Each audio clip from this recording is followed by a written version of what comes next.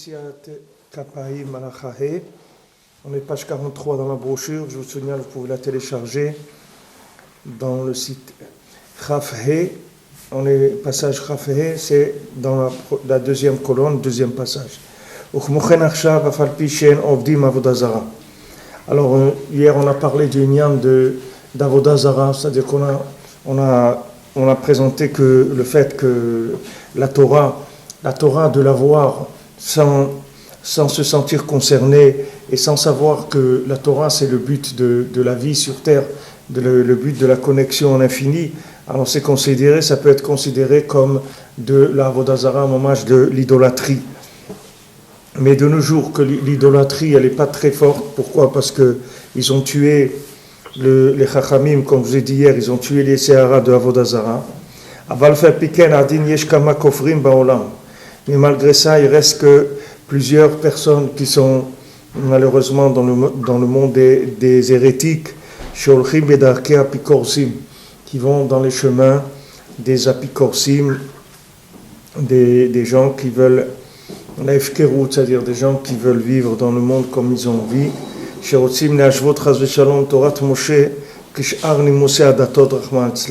Alors ces gens-là, ils veulent faire de la Torah de Moshe Rabbeinu comme si c'était une autre, comme les autres religions.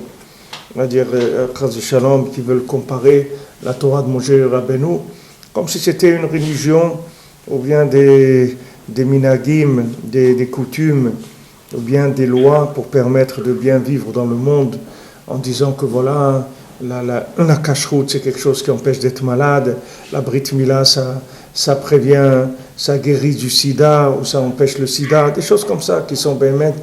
De dire des choses comme ça, c'est de la pikorsout, parce que ça n'a rien à voir avec ça.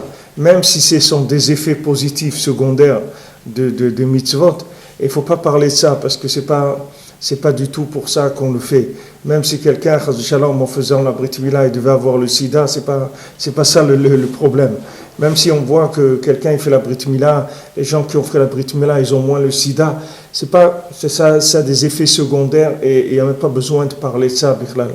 Parce que représenter la Torah à un niveau tellement bas, ça fait que les gens ils pensent que la Torah c'est quelque chose de bien pour le bien-être de l'homme sur terre, etc. C'est vrai qu'il y a ça aussi dedans, mais c'est pas la peine d'en parler parce que c'est pas ça qui nous intéresse, et surtout les gens risquent de s'axer sur cette chose-là qui est complètement extérieure et qui ne nous concerne pas du tout. Parce que le fait de comparer la Torah à quelque chose qui est un bienfait dans ce monde, ça amène des équivoques qui peuvent complètement faire dévier la personne du but de la Torah. La Torah, c'est pas quelque chose qui est fait pour une belle vie dans ce monde.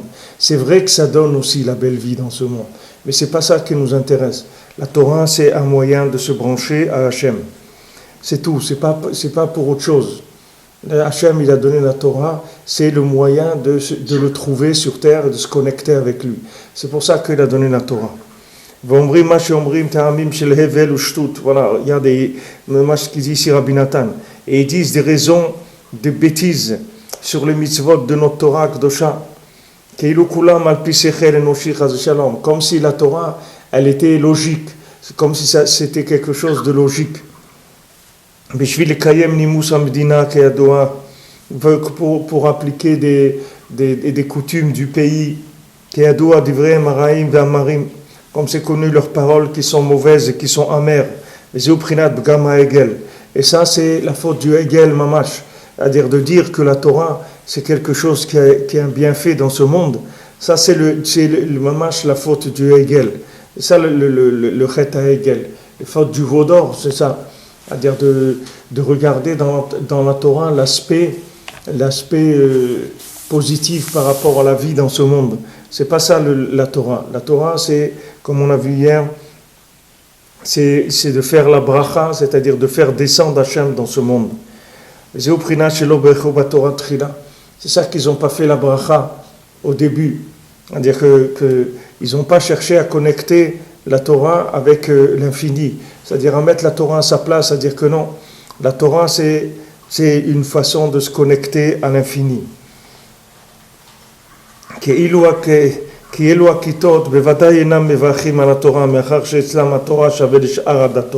Animusim, chas v'shalom. Parce que ces groupes-là, ces groupes de gens qui comparent la Torah à une religion ou à une façon de vivre dans ce monde qui est bien pour ce monde, c'est sûr qu'eux, ils ne font pas la bracha sur la Torah. C'est-à-dire qu'eux, ils n'ont pas l'intention du tout de connecter la Torah sur le monde futur.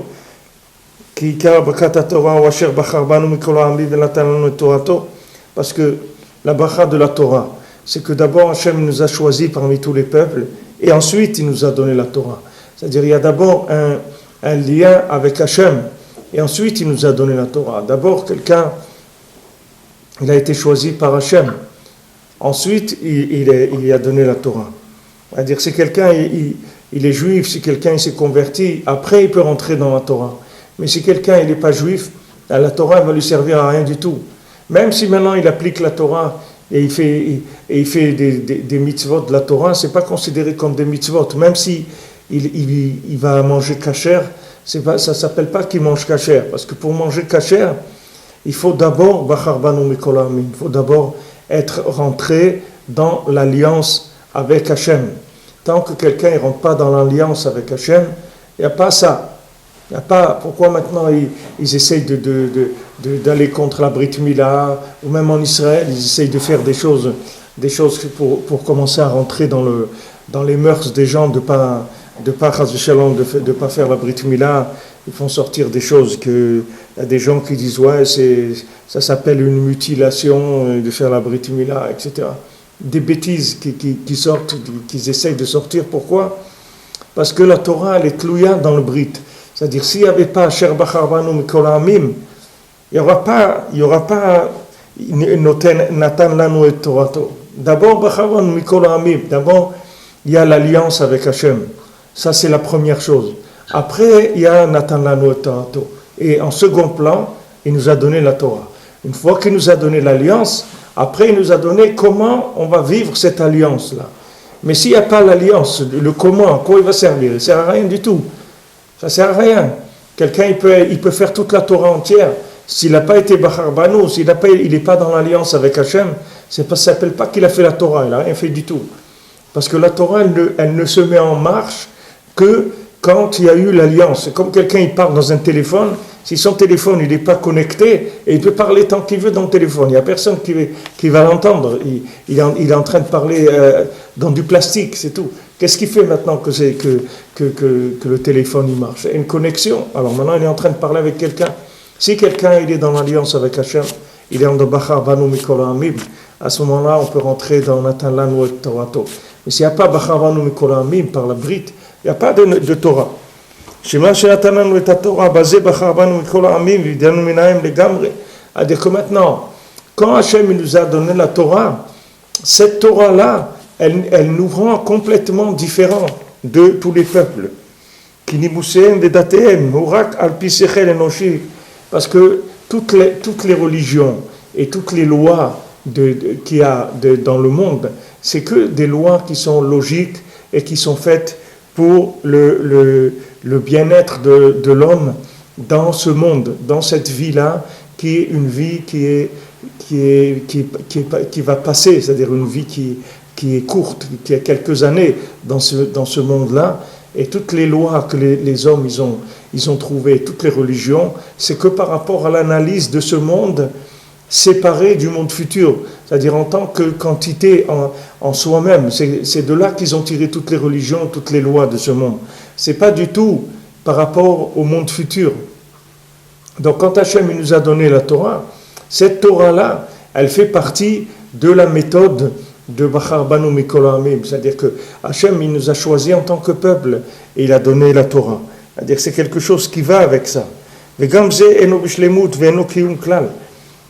Parce que, et même maintenant, quand ils ont donné, eux, les nations, des religions ou des lois, elles ne sont pas parfaites, parce que ce ne sont pas des choses qui se maintiennent. Vous voyez, regardez maintenant, eux, ils ont parmi le mariage entre des hommes ou entre des femmes. Maintenant, ça, chez eux-mêmes, il y a 2 ou 3 siècles, c'est quelque chose qui ne serait jamais passé dans le monde. C'est-à-dire les gens, ils auraient jamais accepté une chose pareille. Mais vous voyez maintenant que leurs lois, elle n'est pas basée sur quelque chose d'infini. Nous, maintenant, pourquoi on respecte les lois du mariage? C'est pas parce que maintenant on pense que c'est bien ou c'est quelque chose que pour vivre sur terre, c'est bien de vivre entre un couple d'un homme et d'une femme pour avoir des enfants et pour les élever. Même les gens qui manifestent contre ça, ils manifestent pourquoi? Pour des lois familiales, pour dire laisser à un enfant son père et sa mère. Pourquoi vous le privez de son père et sa mère? Voilà les réactions qu'il y a. Mais nous, c'est pas pour ça. C'est pas pour ça qu'on se marie et qu'on a des enfants. Nous, c'est parce que Hachem, il nous a dit de faire ça, c'est tout. C'est tout. Et c'est pas pour autre chose. Nous, on ne sait pas pourquoi. Nous, on n'a aucune idée pourquoi. Maintenant, on peut dire, ouais, c'est bien, des valeurs familiales, l'équilibre psychologique de l'enfant, l'équilibre affectif de l'enfant. Tout ça, vous pouvez dire ce que vous voulez, vous racontez des choses autant que vous voulez, mais ce n'est pas ça la raison. La raison, c'est parce qu'Hachem, il a dit qu'il faut faire comme ça, c'est tout. On ne sait pas pourquoi. C'est que c'est comme ça le mode de vie sur Terre, pour être connecté avec Hachem. Ce n'est pas du tout pour une réussite ni psychologique, ni affective, ni rien du tout. C'est parce qu'Hachem, il a dit ça, c'est tout. Parce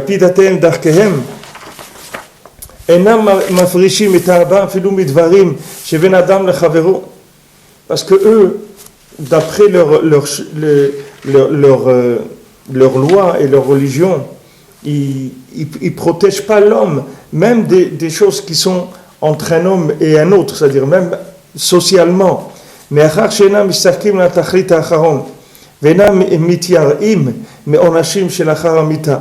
et comme ils ne regardent pas le but final, et ils ne regardent pas du tout les conséquences des actes de quelqu'un après sa mort, ils n'ont que la crainte du pouvoir dans ce monde.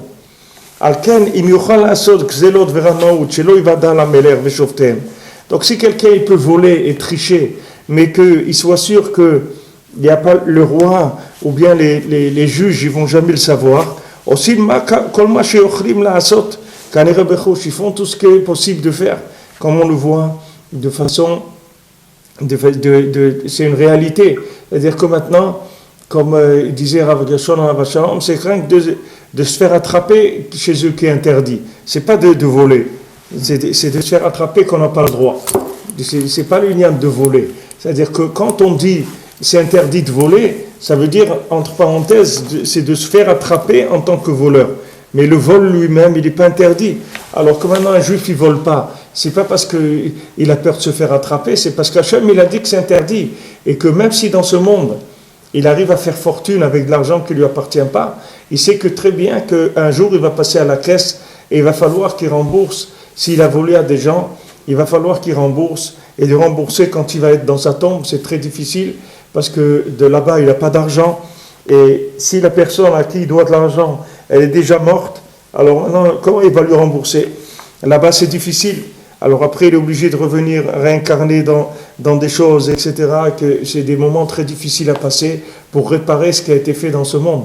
Donc maintenant, le respect de la loi, chez nous, c'est pas parce que c'est une loi de ce monde et que si on est arrivé à ne pas se faire attraper, nous, il n'y a pas un lien qu'on ne va pas se faire attraper. Nous, tout ce qu'on fait, on sait très bien qu'on va donner des comptes, si c'est dans ce monde ou dans l'autre monde, mais on sait que de toute façon, un jour ou l'autre, il va falloir passer devant un tribunal et régler les affaires, si on n'a pas fait tchouva. Avalotanu bachar Hashem itbarach mikol ha'amim, Akadosh Baruch Hu nous a choisis parmi tous les peuples, Venatan lanu et Torato, nous a donné sa Torah, Asher hi chayenu ve'ech yamenu le'olmead u'netzach netzachim, que la Torah c'est notre vie, et notre longévité pour toujours et pour l'éternité de l'éternité.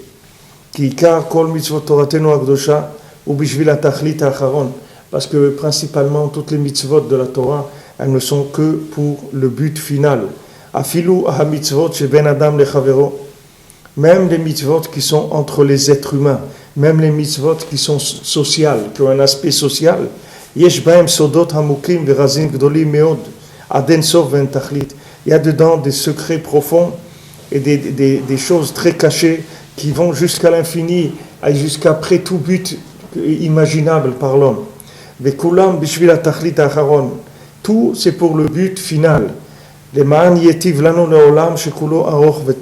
Pour que ce soit bien pour nous dans le monde futur qui est entièrement long, c'est-à-dire qui est infini et qui est bien.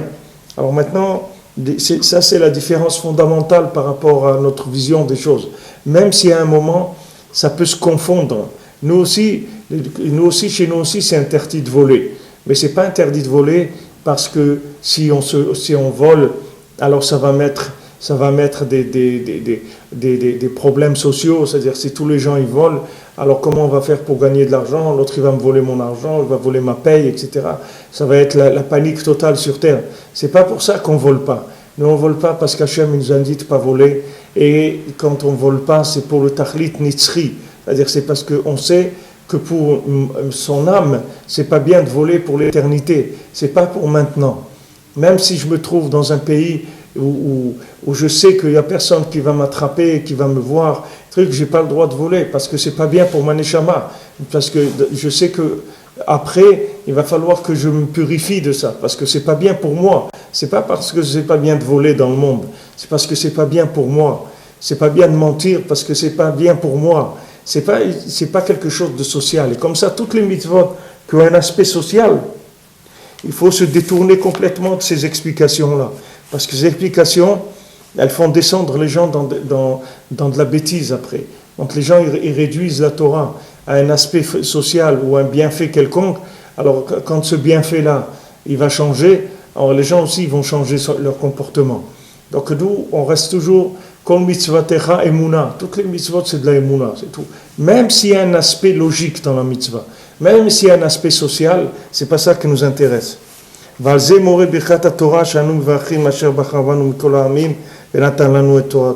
sur ça nous montre la Torah, la bracha de la Torah, qui dit que Akadosh Baruch Hu nous a choisis parmi tous les peuples, nous a donné sa Torah. Et on finit après, on dit Noten HaTorah, Hashem il donne la Torah. Dainu Hashem Yitbarach Noten HaTorah Bekol Yom Mechadash. Akadosh Baruch Hu, il donne la Torah chaque jour à nouveau. Alors ça va rentrer le lien de la dimension de la Torah dans un autre niveau. Il y a Bachar Banu Mikol Ha'amim, qu'Akadosh Baruch Hu nous a donné, il nous a choisi parmi tous les peuples. Benatan Lanu et Torato, il nous a donné la Torah à Har Sinaï. Mais après on finit Baruch Ata Hashem Noten HaTorah. Baruch Ata Hashem qui donne la Torah tous les jours. Ça veut dire que maintenant cette Torah-là qui a été donnée une fois au Har Sinaï, elle a une mise à jour, un upgrade tous les jours. Tous les jours, il y a une mise à jour de cette Torah. C'est pas une fois qu'elle a été donnée la Torah. La Torah, elle est donnée chaque jour. Moshkatov Asher Anochi Betzavecha Hayom, comme on dit dans le schéma que je t'ai ordonné aujourd'hui. Les Darshur Rabotenu Zal, Chamem, ils ont expliqué Bechol Yom Yiyu Benecha Kachadashim. Chaque jour, ils doivent être à tes yeux comme quelque chose de nouveau. Qui a Torah Amukar V'charav Mineyam. Parce que la Torah, elle est profonde, elle est plus large que les océans. Uprolion Mishachet Alenu Bitratshut Nifla. Et la Torah, elle vient chaque jour avec un renouvellement total. Et ça aussi, c'est une différence fondamentale. C'est-à-dire de savoir qu'il y a un renouvellement tous les jours. C'est pas maintenant une Torah qui a été donnée une fois et ça y est. Voilà les textes, ils sont écrits et va te débrouiller avec les textes et applique-les, c'est tout. Non, chaque jour, il y a un renouvellement. C'est-à-dire que chaque jour, il y a une nouvelle façon de vivre la Torah qui est donnée chaque jour. Donc il y a une recherche chaque jour à faire par rapport à la Torah de chaque jour. La vie comme elle se présente tous les jours, elle est aussi mise en place par la Torah. C'est-à-dire que la vie de chaque jour, que maintenant quand il y a des révolutions dans le monde, il y a des changements dans le monde, il y a l'été, il y a l'hiver, il y a le matin, il y a le soir, ces éléments-là, c'est des éléments de communication nouveaux avec Hachem. C'est pas des choses qui s'appliquent que une fois ça a été donné puis ça y est. Non, la Torah, c'est elle qui fait les mouvements dans le monde. Donc quand il y a des mouvements dans le monde, quand un mouvement dans la vie de quelqu'un, c'est une ashgacha pratit, c'est la providence qui se manifeste sous cet angle-là. C'est ça le sens du mouvement du monde. C'est pas qu'on a une Torah figée et un monde en mouvement. C'est le contraire. C'est parce que la Torah elle est en mouvement que le monde y bouge. Si la Torah, c'était des idoles, le monde il serait figé. Comme Abraham Avinu, quand il a cassé les idoles de son père, alors son père, il est venu, il a dit, qu'est-ce qui s'est passé là? Qu'est-ce qui a cassé les idoles? alors Abraham Avinu, il a dit, eh bien, ils se sont disputés entre eux, et voilà, et ils se sont cassés les bras et tout, c'est entre eux, ils se sont disputés. Alors son père lui dit, mais les idoles, elles ne peuvent pas bouger, comment tu peux dire qu'elles sont disputées? Et il dit, alors s'ils ne peuvent pas bouger, pourquoi tu adores des idoles? Qu'est-ce que tu es en train d'adorer? Tu ne vois pas que le monde, il est en mouvement? Est-ce que tu es en train d'adorer des choses qui sont figées? Qu'est-ce que tu es en train de rentrer dans des théories qui sont figées? Voilà, la Torah, elle est vivante. Hachem noten la Torah, chaque jour il donne la Torah. Tu vois bien que la Torah, elle est nouvelle, parce que la vie, elle est en mouvement. Tu vois que la vie est en mouvement. De là, tu dois déduire qu'il y a une Torah qui est nouvelle. Et toi, tu vas adorer des choses qui sont figées. Si l'homme, si le monde, c'était vrai, la Vodazara, alors le monde il serait figé complètement. Les gens ne pourraient même pas bouger avec leur corps, ils ne pourraient pas bouger. Ils seraient tous paralysés, les gens. Si la Torah, c'était quelque chose de fixe. Mais la Torah, elle est en mouvement. C'est le mouvement de la Torah qui fait qu'il y a des mouvements dans le monde. C'est pas le contraire. C'est-à-dire, le fait que maintenant la Torah est en mouvement, ça fait que les individus sont en mouvement. Ça veut dire qu'il y a des gens qui se rencontrent, ça veut dire qu'il y a des gens qui se marient, ça veut dire qu'il y a des enfants qui naissent, ça veut dire qu'il y a des nouveaux enseignements chaque minute qui arrivent dans le monde. Ils arrivent par l'intermédiaire de ces mouvements qu'il y a dans le monde. C'est ça qui prouve que la Torah elle est vivante. C'est les mouvements qu'il y a dans le monde. C'est le contraire de ce qu'ils croient les gens. Les gens ils croient que la vie dans ce monde, c'est une vie comme ça qui évolue. Il y a une évolution dans la vie, et voilà, le monde évolue, la nature, elle évolue. Il n'y a rien du tout qui évolue, là, il n'y a pas de nature, il n'y a rien du tout. Tout ça, c'est rien que la Torah qui fait ça. Si maintenant la Torah, elle s'arrête une seconde, le monde, il s'arrête complètement. Le monde, il s'arrête, il n'y a plus rien qui marche dans le monde. C'est fini, il n'y a plus rien dans le monde. Le mouvement du monde, c'est le mouvement de la Torah. S'attacher à la Torah, faire les mitzvot, c'est ça la vie. Comme on a vu, qu'est-ce que ça veut dire Bacharta Bachaim? Tu vas choisir la vie. Chaim Hem, la Motzihem, BP, ceux qui disent la Torah, c'est ça la vie. Pourquoi c'est ça la vie? Parce que toute la vie, elle vient de ça. Si tu t'attaches à la Torah, si tu parles avec Hachem, si tu parles avec le tzaddik, si tu viens au Man, tu veux faire un tikkun haklali, ta vie, elle va changer dans ce monde déjà. C'est-à-dire, tu vas avoir une autre vie. Tu vas vivre en connexion avec Hachem. C'est autre chose complètement. C'est autre chose, c'est un choix de vie mamash, pas de vivre dans un monde figé. C'est un monde en mouvement avec la Torah.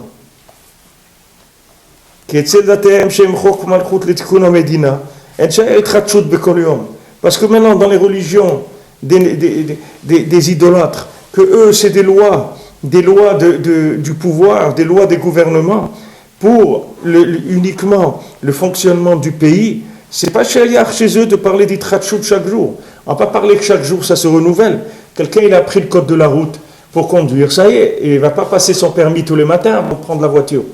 Ça y est, il a passé le permis une fois, on n'en parle plus. Mais la Torah c'est pas comme ça. La Torah c'est pas comme ça du tout. C'est pas des lois qui sont figées. Parce que ça y est, eux ils ont donné leur religion ou leur loi d'après leur logique. Ça y est, on n'en parle plus. On a dit voilà, il faut s'arrêter pour laisser traverser les piétons, laisser la priorité à droite, etc. Il ne faut pas dépasser la vitesse, telle vitesse, etc. Il faut faire attention dans les virages. Toutes les lois qu'ils ont sorties pour la conduite, par exemple, ce sont des lois qui sont logiques, c'est tout. Une fois qu'on a sorti une loi sur la logique, elle est morte, c'est fini. On va pas recommencer tous les jours, on ne va pas dire la même chose tous les jours. Mais notre Torah, notre sainte Torah, c'est pas comme ça. Shei Arduto Itbarach. Parce que la Torah, c'est l'union avec Hachem, c'est l'unification de toute la créature avec son créateur. C'est ça la Torah. La Torah, c'est pas quelque chose qui a été écrit une fois. La Torah, c'est une unification avec Dieu en permanence, avec l'infini. Donc c'est en mouvement tout le temps. On ne peut pas s'arrêter. Et les paroles d'Hachem, elles sont vivantes et elles se maintiennent et vous pouvez faire confiance et elles sont agréables pour l'éternité. parce que c'est une source d'eau vivante qui coule à nouveau, à chaque instant, à chaque seconde. Mais Achar c'est Klolim Boïdbar, puisque maintenant elles sont incluses dans Hachem. Du fait que la Torah, c'est Torah Hachem, donc elle est tout le temps en mouvement. Il n'y a pas un seul moment où la Torah ne se renouvelle pas. Et les paroles de la Torah, c'est elles qui font vivre, et c'est elles qui font se maintenir tous les univers. Avec tout ce qu'il y a là-bas, à chaque instant, à chaque seconde. Et elles se renouvellent chaque jour, chaque instant, chaque heure. Il y a un renouvellement de la Torah. Donc c'est une autre attitude complètement. Il n'y a pas besoin d'aller voir sur la Lune qu'est-ce qui se passe, d'envoyer des fusées, des choses, que ça coûte des milliards et des milliards. Alors qu'il y a des gens, ils n'ont pas de quoi s'habiller, ils n'ont pas de quoi payer leur loyer, ou ils n'ont pas de quoi envoyer leurs enfants à l'école ou faire leurs études ou autres. Et maintenant, ils dépensent des milliards dans des projets pour envoyer des fusées sur la Lune, aller planter un drapeau sur la Lune. Qu'est-ce qu'il y a besoin de faire ça? Voilà, tu as la Torah. Avec la Torah, c'est toi qui vas manipuler la Lune. C'est toi qui vas faire bouger la Lune. C'est pas que tu vas aller sur la Lune. C'est que la Lune, tu vas la conduire toi-même. C'est tes actes qui vont faire bouger la Lune. Et qui vont faire bouger le Soleil, ils vont faire bouger toutes les constellations, tout. Voilà, ils font des analyses sans arrêt, qu'il y a des milliards d'étoiles, et chaque étoile, elle est 1 milliard de fois plus grande que la Terre. Mais tout ça, ça sert à quoi? C'est l'homme qui influence tout ça. Le comportement de l'homme avec la Torah, c'est lui qui peut diriger tout ça.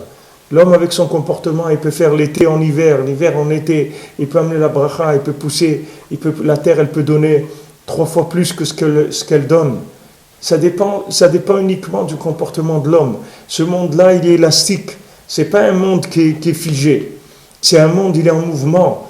Il n'y a pas de loi naturelle. Quelqu'un, il est malade, il peut guérir. Quelqu'un, il est en bonne santé, il peut tomber malade. Quelqu'un, il est tout seul, il peut se marier. Quelqu'un, il est marié, il peut se retrouver tout seul. Quelqu'un, il n'y a pas, tout est en mouvement. L'homme, il est maître des mouvements sur terre. Grâce à la Torah. Avec la Torah, c'est comme ça qu'il va diriger le monde. Alors maintenant, quand quelqu'un, il a une approche de la Torah, il faut avoir une approche de la Torah avec de la crainte, avec de l'amour, en sachant que maintenant, on va toucher à des choses qui sont mamash, la manipulation de tous les univers.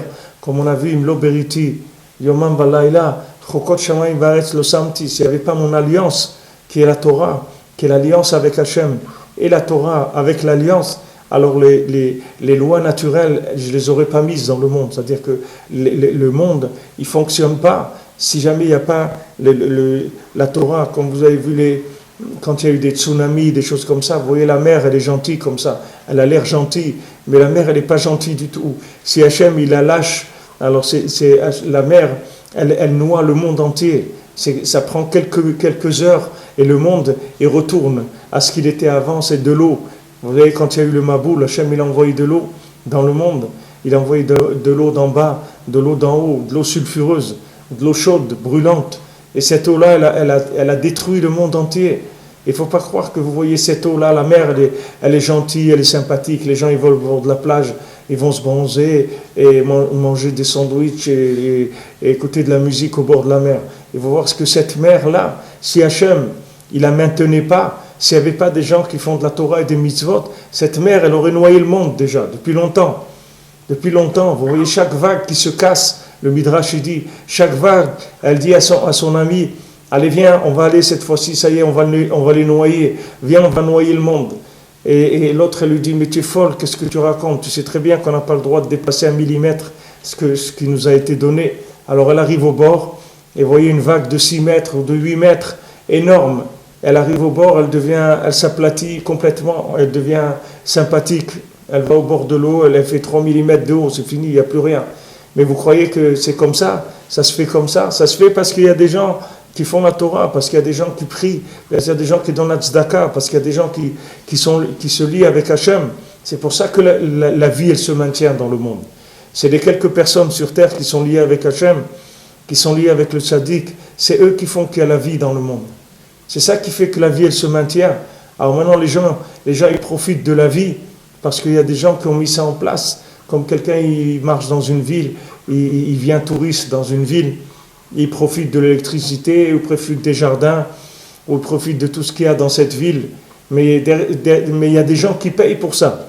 Vous venez dans une ville, vous promenez, mais ces jardins-là, il y a quelqu'un qui les a payés. Tous les gens qui sont dans cette ville, ils travaillent, ils payent leurs impôts. C'est comme ça que la ville, elle s'est arrangée et elle est agréable. Maintenant, vous êtes touriste, venez vous promener ici. Mais sachez qu'il y a des gens qui travaillent pour ça. Mais tout ce monde-là, il y a des gens qui travaillent pour ça. Il y a des gens qui se lèvent à Khatsot, il y a des gens qui font une boyedout, il y a des gens qui viennent chez le tzaddik, il y a des gens qui étudient la Torah, il y a des gens qui sont mekayem la Torah, il y a des gens qui pleurent pour que Hachem il continue à maintenir le monde et qui fasse du shalom dans le monde, que les gens ils soient béchalom. Regardez les gens, qu'est-ce qu'ils font? Regardez des pays comme ça, 18 000 centrifugeuses, 18 000, pas 18, pas 180, pas 1800, 18 000 centrifugeuses. Regardez si Hachem il les lâche, ces gens-là, qu'est-ce qu'ils peuvent faire dans le monde. Regardez quelles intentions ils ont. Ils n'ont pas de quoi manger. Mais fabriquer des centrifugeuses, des nucléaires, ils sont dans le top. Fabriquer des trucs, des missiles qui peuvent aller jusque là-bas. Mais ils n'ont pas de quoi manger. Leur pays, la femme complètement, pour faire des armes et des trucs. Mais regardez qu'est-ce que c'est un Ben Adam. Regardez quelle folie il peut y avoir dans un être humain. S'il n'y avait pas des gens qui empêchaient ça, pas qui empêchaient parce qu'ils vont là-bas et qui vont faire des lois, soi-disant des accords sur le nucléaire ou n'importe quoi. Tout ça, c'est des trucs complètement bidons, ça ne sert à rien du tout. C'est pas ça qu'il faut. Ce qu'il faut faire, c'est des accords avec celui qui dirige le monde, avec la vie dans le monde. Si Hachem il donne la vie, personne ne peut rien faire. C'est Hachem qui décide si le monde il va être dans le shalom, s'il va être dans le shefa, dans la bracha, c'est Hachem qui décide. C'est pas des gens qui décident. Les gens, c'est que des marionnettes. C'est que quand la décision elle est prise, alors il y a quelqu'un qui va faire quelque chose dans le monde, d'un côté ou d'un autre. Mais ce qui est important, c'est moi, quelle est ma part dans la réparation du monde. Comme le Pirkei Avot, il dit que chacun il doit dire que le monde a été créé pour lui. Ça veut dire que chacun, Rabbeinu, il dit, il doit faire en sorte de réparer le monde. Chacun, il doit faire en sorte, et ce n'est pas gratuit. C'est-à-dire il faut savoir que ces actes, ce sont des choses qui vont réparer le monde ou le détruire, Chas v'Shalom. Chacun il a une responsabilité dans la vie du monde. Et quand quelqu'un rentre dans le Ham Israël, si quelqu'un il est né juif, alors il a des obligations qui viennent de ce qu'il est. Et si quelqu'un il n'est pas juif, il est devenu juif maintenant, il faut qu'il sache qu'il a une obligation, c'est que maintenant de rentrer dans le judaïsme, c'est pas quelque chose de gratuit et c'est pas quelque chose de facile. C'est pour ça que les rabbinim ils font des difficultés à des gens qui veulent se convertir pour leur dire regardez, faites attention parce que vous allez rentrer dans un niveau que c'est pas du tout comme ce que vous étiez avant. Vous allez travailler dans un niveau qui est beaucoup plus complexe et beaucoup plus surtout responsable par rapport à l'avenir de l'humanité entière. Donc sachez dans quoi vous engagez. C'est quelque chose de fort. L'homme, quand il fait la Torah, c'est pas stam, il est en train de faire une mitzvah. Cette mitzvah-là, elle va donner la vitalité à tout le monde entier. C'est pas rien que lui, maintenant, il fait une mitzvah. C'est ça la vie du monde. S'il n'y avait pas ça, Hachem, il ne donne pas la vie. Si sur terre, il n'y a personne qui fait le bien, Hachem, il a amené le déluge dans le monde.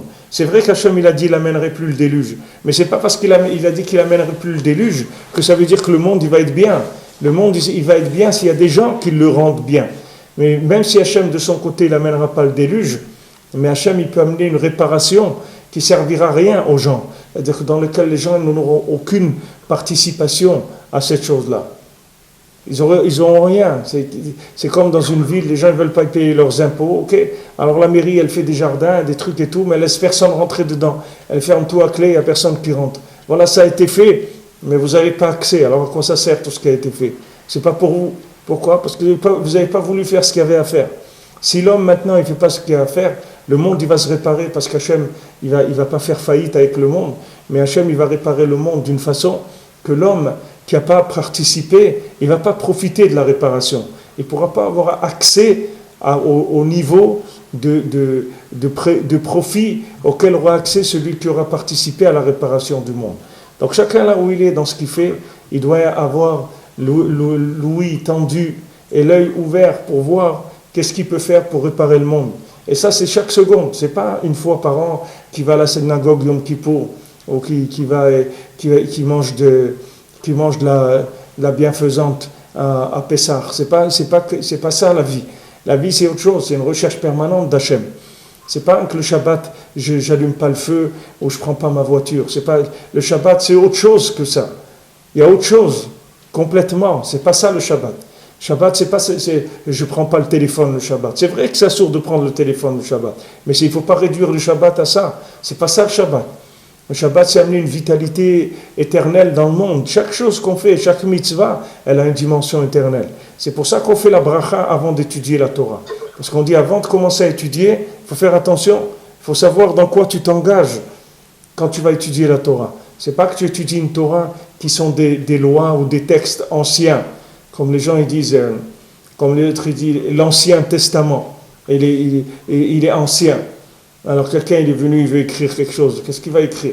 Il va écrire de quoi il va écrire? Qu'est-ce qu'il va raconter? La Torah elle-même elle se renouvelle tous les jours. Elle n'est pas ancienne du tout. Les gens disent l'Ancien Testament, mais il n'est pas ancien. C'est lui qui est ancien. C'est l'homme qui est ancien. L'homme, dès qu'il est né, il est ancien déjà.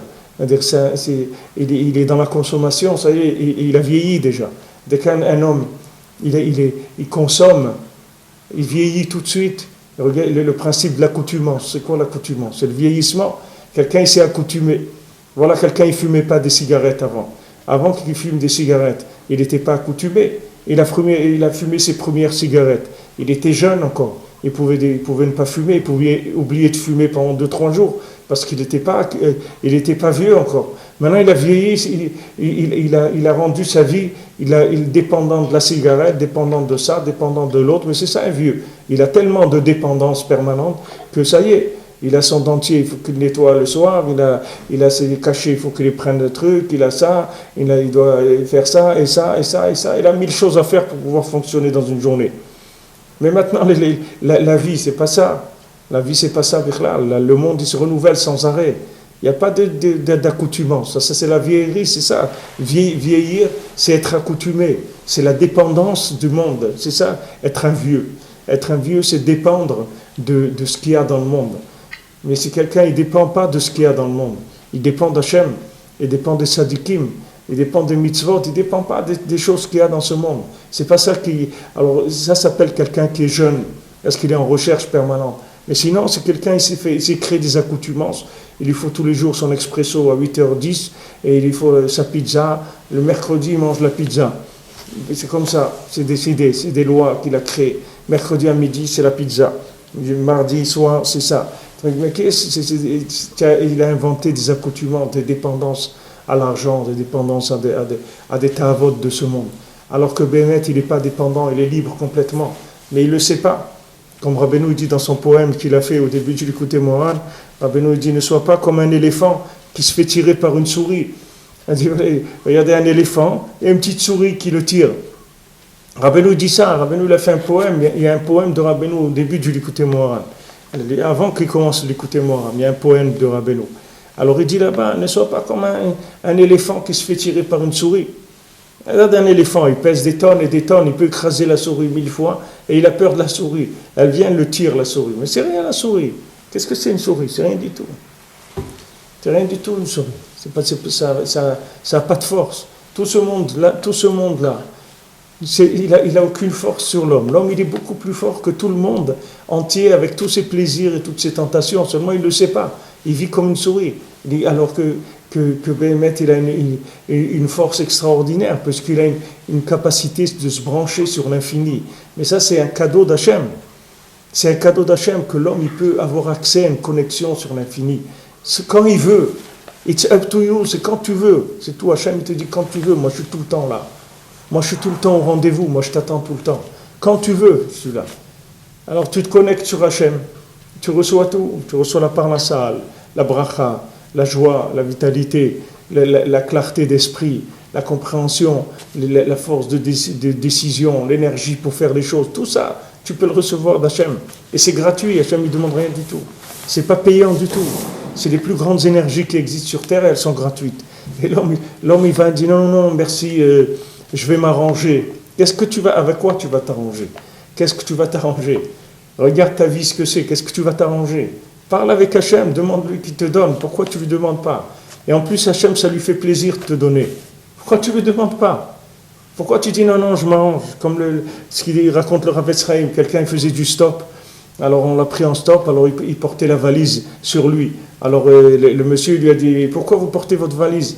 Et il dit, non, je ne veux pas vous déranger. Et il dit, mais vous ne me dérangez pas, de toute façon je vous porte à vous. Mais c'est pas la peine que la valise aussi je la porte, vous pouvez la poser. De toute façon je vous porte à vous avec votre valise. Vous croyez que la vie elle vient de l'homme? Pourquoi c'est lui qui se donne la vie? C'est pas lui qui se donne la vie. S'il pouvait arranger sa vie, qu'il continue à vivre autant de temps d'années qu'il veut, vous voyez qu'il n'est pas décisionnaire sur sa vie. Il y a des gens, ils sont partis jeunes, il y a des gens qui ont vécu trop, ils en ont marre de vivre, ils sont obligés de vivre parce que c'est Hachem qui donne la vie. C'est comme ça. Et qu'est-ce qu'il peut décider? Rien du tout. Alors Hachem, il peut lui donner tout. Tout ce dont il a besoin. Mais l'homme, il prend des paquets. Pourquoi il prend des paquets? Parce qu'après, il a envie de faire ce qu'il veut. Il dit, ah non, puisque moi j'ai travaillé, j'ai gagné mon argent, je fais ce que je veux avec. Alors que si quelqu'un il demande à Hachem, il lui donne, alors il va dire, attends, je peux pas, c'est Hachem qui me les a donnés, il faut que je fasse attention. Alors si sa vie, elle vient d'Hachem, automatiquement, c'est un autre niveau de vie complètement, un autre engagement. Bezrat Hachem, chez Chodesh Tov, c'est Rosh Chodesh, Rabbeinu dit que Rosh Chodesh, c'est la racine de la tchouva. Et la tchouva, Beikar, c'est d'être besimcha, d'être joyeux, que, Baruch Hashem, il y a cette possibilité-là, qu'on sait au moins où ça se trouve. Si on veut se brancher un jour, on sait où ça se trouve déjà. Même si on n'est pas arrivé à faire beaucoup de choses, mais on sait où ça se trouve et on peut le faire. Et quand Hachem il nous donnera le mérite, on va pouvoir faire beaucoup de choses. On peut faire un peu déjà, mais on pourra faire aussi beaucoup quand Hachem il va donner. Alors, Bazat Hachem, qui c'est Chodesh Tov, pour tout l'homme Israël, Bezrat Hachem, toute l'humanité, qu'Hachem il donne du bien à chacun, et que cette lumière de Hanouka, aujourd'hui on a allumé la sixième lumière de Hanouka, Bezrat Hachem, ça éclaire le monde, que la lumière d'Hachem, la lumière du Tzaddik, elle descende dans le cœur des gens, dans le monde, que ça change la vie, Bezrat Hachem, du monde. Amen, amen.